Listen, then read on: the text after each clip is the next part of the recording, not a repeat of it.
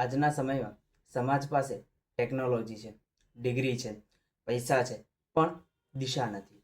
અને ભગવદ્ ગીતાના અધ્યાય 10 થી 18 સુધીનો ભાગ આપણને એ જ દિશા આપે છે કે માત્ર સફળતા નહીં, પણ સત્વપૂર્ણ સફળતા કેવી રીતે જીવવી. ભગવાન શ્રી કૃષ્ણ જ્યારે પોતાના વૈભવ કહે છે ત્યારે એ કોઈ ચમત્કાર બતાવતા નથી માંગતા, પણ કહેવા માંગે છે કે દરેક વ્યક્તિની અંદર કોઈને કોઈ દિવ્યતા છે. એટલે સમાજ માટેનો સૌથી મોટો નવાચાર એ નવી એપ કે નવો મિશન નહીં, પણ માનવના આંતરિક ગુણોને ઓળખતું શિક્ષણ છે. કલ્પના કરો એક એવી સ્કૂલ કે જ્યાં બાળકોને માત્ર માર્ક્સ માટે નહીં, પણ તેમના સ્વભાવ પ્રમાણે માર્ગદર્શન મળે.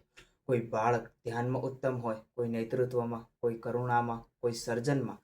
ગીતા કહે છે સ્વધર્મા નિધનમ શ્રેય, એટલે પોતાની પ્રકૃતિ પ્રમાણે જીવવું એ જ શ્રેષ્ઠ છે. આજે આપણે આખો સમાજ કમ્યુનિકેશન પર ચાલે છે. મારો નવાચાર એ છે કે સમાજમાં સ્વભાવ આધારિત વિકાસ કેન્દ્રો બનાવવા જોઈએ, જ્યાં માણસને પૂછવામાં આવે કે તું શું બનવા માંગે છે એ નહીં, પણ એવું પૂછવામાં આવે કે તું ખરેખર કોણ છે.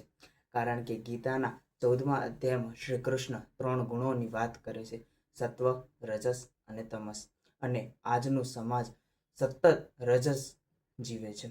દોડ, તણાવ, સરખામણી, પ્રદર્શન, પરિણામે ડિપ્રેશન, એકલતા અને અસંતોષ. જો સમાજમાં આવી અવસ્થા ઊભી થશે તો સેવા જીવનનો ભાગ બને તો માણસ માત્ર કમાવા માટે નહીં, પણ અર્થપૂર્ણ રીતે જીવવા માટે કામ કરશે. અને પછી ગીતાનો સૌથી ક્રાંતિકારી વિચાર આવે છે અસક્ત કર્મ. આજે લોકો કામ કરે છે પરિણામ માટે, એટલે પરિણામ ન મળે તો તૂટી જાય છે. પણ જો માણસ કામને યજ્ઞ માને તો દરેક ક્ષેત્ર પવિત્ર બની શકે.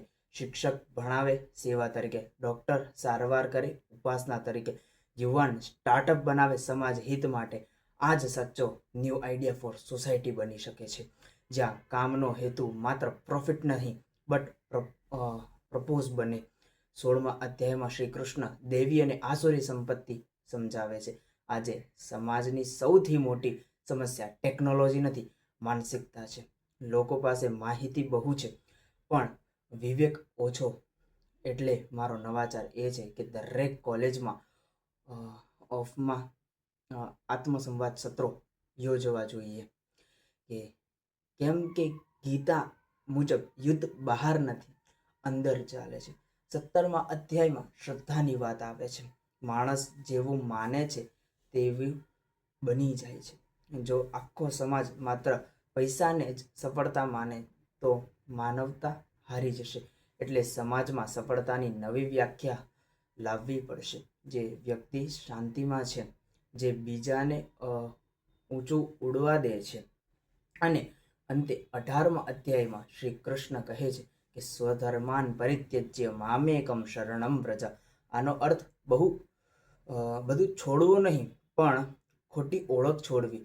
આપણે જોબ નથી, માર્ક્સ નથી, ફોલોવર્સ નથી, આપણે ચેતના છીએ.